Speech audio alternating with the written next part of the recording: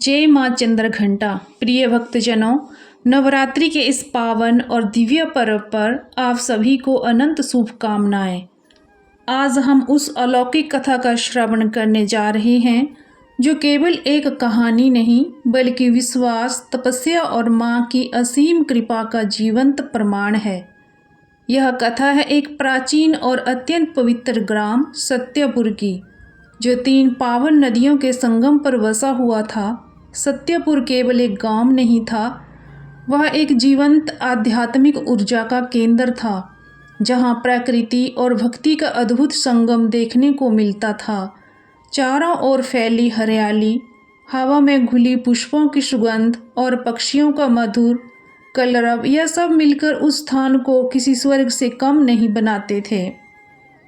इस गांव की आत्मा था माँ चंद्रघंटा का एक भव्य और दिव्य मंदिर, जो संगम के मध्य एक ऊंची टीले पर स्थित था। मंदिर का स्वर्ण कलश दूर से ही चमकता था और उसकी ध्वजा गांव वालों के लिए सुरक्षा और विश्वास का प्रतीक थी। सत्यपुर के लोग अत्यंत सरल, दयालु और एकजुट थे। यहाँ कोई भेदभाव नहीं था, कोई ईर्ष्या नहीं थी, सभी एक परिवार की तरह रहते थे। यदि किसी के घर चूल्हा नहीं जलता था तो पूरा गांव उसे भोजन कराता था। सुख हो या दुख, सब एक साथ खड़े रहते थे। और इसी गांव में रहता था एक सच्चा भक्त धीरज और उसकी पत्नी सुमन। धीरज का जीवन माँ चंद्रघंटा की भक्ति में समर्पित था। वह प्रतिदिन मंदिर जाता, आरती करता और पूरे गांव के कल्याण की प्रार्थना करता। सुमन भी उतनी ही धर्मपरायण और सहनशील स्त्री थी। उनका परिवार भक्ति, प्रेम और संतोष से भरा हुआ था। कई वर्षों तक सत्यपुर में सुख और समृद्धि बनी रही। खेतों में लहलाती फसलें, नदियों में बहता निर्मल जल और हर चेहरे पर मुस्कान, सब कुछ उत्तम था। लेकिन समय का चक्कर कभी स्थिर नहीं रहता। धीरे धीरे गांव पर संकट के बादल छाने लगे। पहले वर्षा नहीं हुई, फिर फसलें नष्ट हो गईं और फिर एक भयंकर बीमारी ने पूरे गांव को जकड़ लिया। देखते ही देखते सत्यपुर का स्वरूप बदल गया। जहां कभी हंसी गूंजती थी, वहां अब करुण क्रुदन सुनाई देने लगा। लोगों का विश्वास टूटने लगा। उन्होंने माँ के मंदिर जाना बंद कर दिया। वे कहने लगे कि माँ ने उन्हें छोड़ दिया है, लेकिन धीरज का विश्वास अडिग रहा। वह हर परिस्थिति में मंदिर जाता रहा। उसने भूखे रहकर भी माँ की सेवा नहीं छोड़ी। जब पूरा गांव निराश होकर पलायन करने लगा, तब भी धीरज और सुमन वहीं रुके रहे।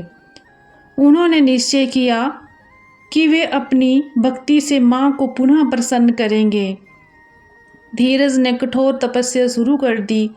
उसने अन्न त्याग दिया, मौन व्रत धारण किया और दिन रात माँ का ध्यान करने लगा।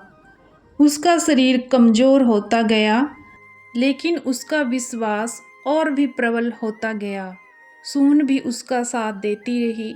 वह मंदिर की सफाई करती, दीपक जलाती और पति की सेवा करती।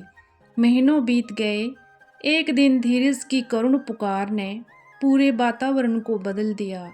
अचानक मंदिर में लगे घंटे अपने आप बजने लगे। हवा में दिव्य सुगंध फैल गई और एक तेज प्रकाश के बीच साक्षात माँ चंद्रघंटा प्रकट हुई।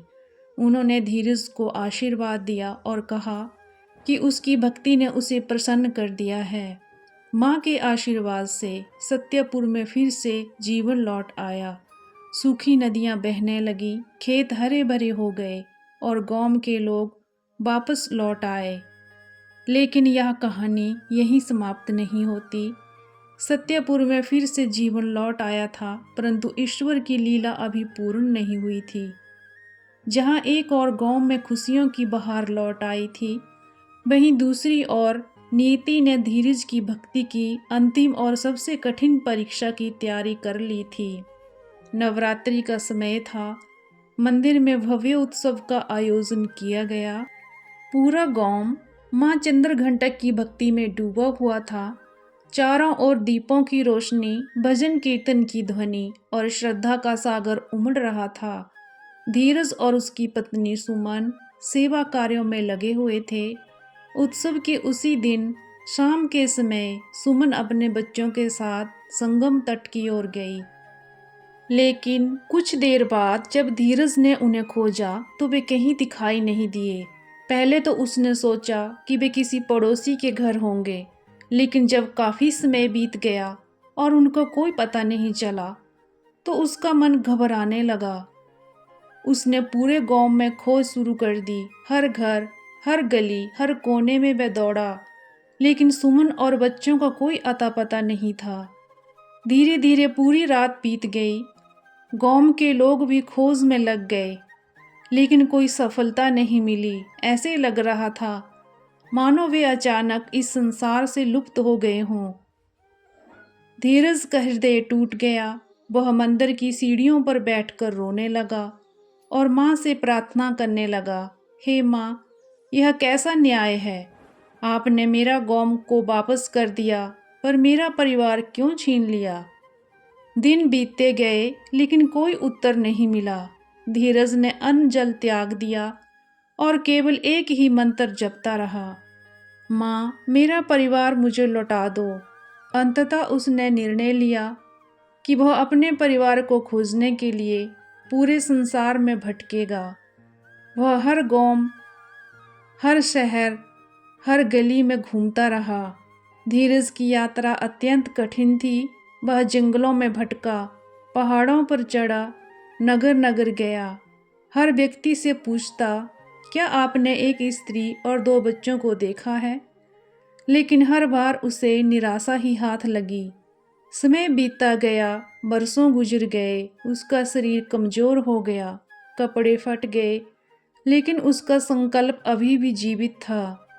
धीरे धीरे निराशा उसके मन में घर करने लगी। उसे लगने लगा कि शायद माँ ने मुझे भुला दिया है।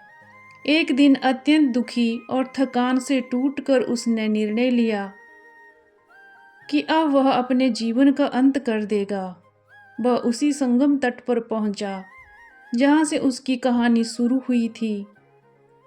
उसने अंतिम बार मंदिर की ओर देखा और कहा, हे माँ, मैं हार गया।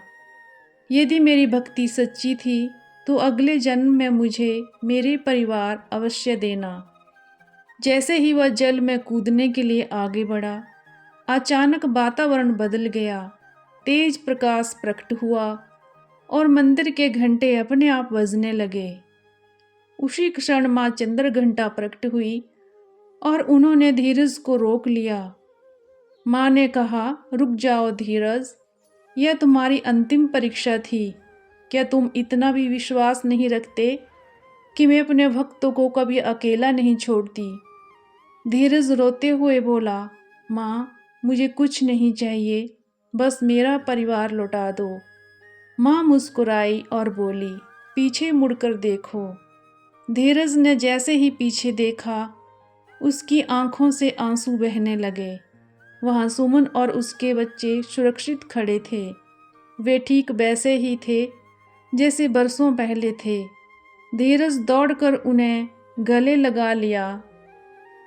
माँ ने बताया कि उन्होंने सुमन और बच्चों को अपनी माया से सुरक्षित स्थान पर रखा था ताकि धीरज की भक्ति की पराकाष्ठा सिद्ध हो सके। धीरज अपने परिवार के साथ सत्यपुर लौटा। गांव वालों ने उसका भव्य स्वागत किया और उसे मंदिर का पुजारी बना दिया। सत्यपुर फिर से खुशियों से भर गया। लेकिन एक और परीक्षा शेष थी। एक अहंकारी राजा वीरेंद्र को जब इस गांव की समृद्धि और मंदिर की महिमा का पता चला तो वह ईर्ष्या से भर उठा। उसने अपनी सेना के साथ सत्यपुर पर आक्रमण कर दिया।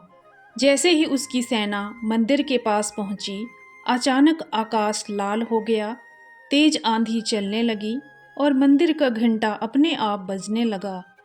सैनिक भयभीत हो गए। तभी माँ चंद्रघंटा का उग्र रूप प्रकट हुआ। राजा यह देखकर कांप उठा तभी धीरज शांत भाव से आगे आया और बोला, सच्ची शक्ति भक्ति में है, अहंकार में नहीं। राजा का हृदय परिवर्तित हो गया। उसने अपना हथियार त्याग दिए और माँ से क्षमा मांगी। वह मंदिर की सेवा में लग गया और अपना धन अर्पित कर दिया। समय बीतता गया, सत्यपुर एक महान तीर्थ बन गया। धीरज और सुमन ने अपना जीवन सेवा में बिताया। अंततः जब धीरज का अंतिम समय आया, उसने माँ को स्मरण किया और शांतिपूर्वक अपने प्राण त्याग दिए। कुछ समय बाद सुमन भी उसके पीछे चली गई। आज भी सत्यपुर के संगम तट पर उनकी भक्ति की गूंज सुनाई देती है।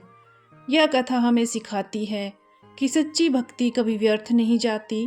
जो व्यक्ति विश्वास और धैर्य बनाए रखता है, माँ चंद्रघंटा स्वयं उसकी रक्षा करती है। यदि आपके जीवन में भी अंधकार है तो केवल एक बार सच्चे मन से माँ को पुकारिए, आपकी हर समस्या का समाधान अवश्य मिलेगा। जय माँ चंद्रघंटा।